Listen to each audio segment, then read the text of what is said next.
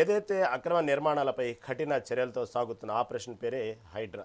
కాకపోతే మూసీ నది యొక్క పరివాహక ప్రాంతాల్లో నివసిస్తున్న ప్రజలు మాత్రం ఈ హైడ్రా ఆపరేషన్ పట్ల కన్నీరు మున్నీరు అవుతున్నారు. ఇన్నేళ్ల నుంచి ఇక్కడే ఉంటున్నాం, ఇప్పుడు ఎక్కడికి వెళ్ళాలి అంటూ వాళ్ళ రోదన వింటుంటే మాత్రం హృదయ విదాకరమని చెప్పుకోవాలి. కానీ దీని మాత్రం ప్రభుత్వం అయితే ఈ నదీ పరివాహక ప్రాంతాలు, కాలువలో ఉన్నటువంటి పరివాహక ప్రాంతాలకు సంబంధించినటువంటి విషయంలో మాత్రం హైడ్రా మాత్రం ఖచ్చితమైన నిర్ణయాలు తీసుకునేది. ఎందుకంటే ఇదే నగరాలకు పెద్ద ముప్పు. వరదలు వచ్చినప్పుడు వీటి వల్లే నగరాలు బాగా ఒక్కోసారి ప్రమాదకరం తీవ్రస్థాయికి ఎత్తిపోతుందంటూ ఇటుపక్క రాష్ట్ర ప్రభుత్వం చెప్తున్న అంశం. మరి దీని మీద ఇది చాలా అన్యాయం. పేద ప్రజలను ఈ విధంగా ఉన్నట్టుండి అభివృద్ధి పేరుతో ఈ విధంగా పేదలని వాళ్ళ ఇళ్లని మాత్రం ఈ విధంగా ఏదైతే నాశనం చేయడం అనేది చాలా విధ్వంసకరమైన చర్య అంటూ ఇటు ప్రతిపక్షాలు గగ్గోలు ఉన్నాయి. ఏదైనప్పుడు కూడా ఈ హైడ్రా వల్ల ఉపయోగం ఉందా, ఈ హైడ్రా అభివృద్ధికి సంబంధించినటువంటి విషయంలో జరుగుతున్నట్టు ఆపరేషన్లు ఎంతవరకు సమంజసం, ఇదే ఇవాళ మెగా డిబేట్. దీని మీద మనతో పాటు డిస్కస్ చేయడానికి సిద్ధంగా ఉన్నారు లక్ష్మీ నరసింహారెడ్డి గారు, బీఆర్ఎస్ నాయకులు, అదేవిధంగా ప్రముఖ రాజకీయ విశ్లేషకులు కోటేశ్వరరావు గారు ఉన్నారు, అదేవిధంగా బీజేపీ సీనియర్ నేత కృష్ణారెడ్డి గారు మనతో పాటు ఉన్నారు, కాంగ్రెస్ నాయకులు కత్తి వెంకటస్వామి గారు కూడా మనతో ఉన్నారు. ప్రస్తుతం ఫస్ట్గా మనం రాజకీయ విశ్లేషకులు మనం కోటేశ్వరరావు గారి దగ్గరికి వెళ్దాం. ముందుగా కోటేశ్వరరావు గారు నమస్తే అండి. నమస్తే కోటేశ్వరరావు గారు, మనం వింటున్నాము ఏదైతే కాంగ్రెస్ ప్రభుత్వం అధికారంలో వచ్చిన తర్వాత సీఎం రేవంత్ రెడ్డి ఆధ్వర్యంలో ఎప్పుడైతే హైడ్రా ఏర్పడిందో స్పెషల్గా ఒక పోలీసు విభాగం, దానికంటే ఒక ప్రత్యేకమైనటువంటి పోలీసు, దానికి సంబంధించినటువంటి అనేక అంశాల మీద ఇప్పుడు హైడ్రా ఎప్పుడు చూసినా ఏదో ఒక చోట ఈ హైడ్రా సంబంధించిన కూల్చివేతలు అయితే మనం నిత్యం వింటున్నాం హైదరాబాద్ పరిసర ప్రాంతాల్లో, ఈ వార్తలు హైదరాబాద్ వ్యాప్తంగా.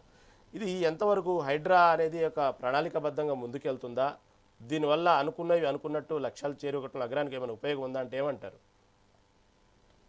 హైడ్రా ఏర్పాటు చేసిన తర్వాత అది ప్రారంభించినటువంటి కొన్ని చర్యలు తొలి రోజుల్లో తీవ్ర వివాదాస్పదమయ్యాయి అనేటువంటిది అందరికీ తెలిసిందే.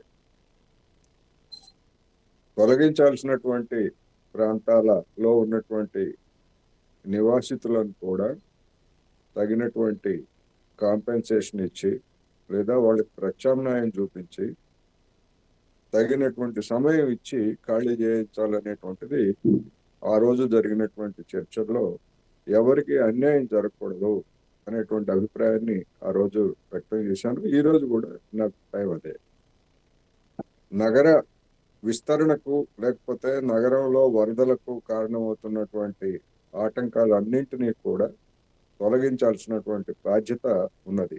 అది ఏ ప్రభుత్వమైనా అదే చేయాలి. ఉదాహరణకు గుజరాత్లో సబర్మతి ప్రాంతంలో ఉన్నటువంటి మన మూసీ నది లాంటిదే సబర్మతి, అక్కడ కూడా మరి వాటన్నింటికి వేలాది కోట్ల రూపాయలని కేటాయించి అక్కడ ఉన్నటువంటి ప్రభుత్వము వేలాది ఇళ్లను తొలగించినటువంటిది మనకు తెలిసిందే. అందువలన ఇక్కడ కూడా సూత్రప్రాయంగా చూసినప్పుడు అటువంటి నదీ గర్భంలో లేకపోతే నదీ ప్రవాహాలకు ఆటంకంగా ఉన్నటువంటి వాటిని తగినటువంటి పేదల లేకపోయేట్లయితే దాన్ని ధనికులుగా ఉన్నటువంటి వాళ్ళు తమ ప్రయోజనాలకు వినియోగించుకుంటున్నారా లేదా అనేటువంటి దాన్ని విచక్షణతోటి పరిశీలించి పేదలుగా ఉన్నటువంటి వాళ్ళకి పూర్తి న్యాయం చేయాలి. లేదా ఇతరులు మధ్యతరగతి లేదా ఇంకా ఇతర తరగతులకు చెందినటువంటి వాళ్ళకి కూడా ఎంతో కొంత కాంపెన్సేషన్ ఇచ్చి ప్రత్యామ్నాయం అనేటువంటి స్థలాలని చూపించాలనేటువంటిది అప్పుడు ఇప్పుడు చెప్తున్నటువంటిది ఒకటే. అయితే ఆ విమర్శల తర్వాత రాష్ట్ర ప్రభుత్వం కానీ హైడ్రా కానీ వెనక్కి తగ్గింది. కొన్ని మార్కింగ్ చేశారు, కొన్ని మార్కింగ్ చేసినటువంటి వాటిని కొన్ని కూల్చివేశారు. వాళ్ళందరికీ కూడా ప్రత్యామ్నాయం చూపించాము అని చెప్తున్నారు. నిజంగా ఎంతమందికి ఖాళీ చేయించారు, ఎంతమందికి ప్రత్యామ్నాయం చూపించారు, వాళ్ళు ఎలా ఉన్నారు ఏమిటనేటువంటి తర్వాత మీడియాలో ఎక్కడ మనకి కనపడదు.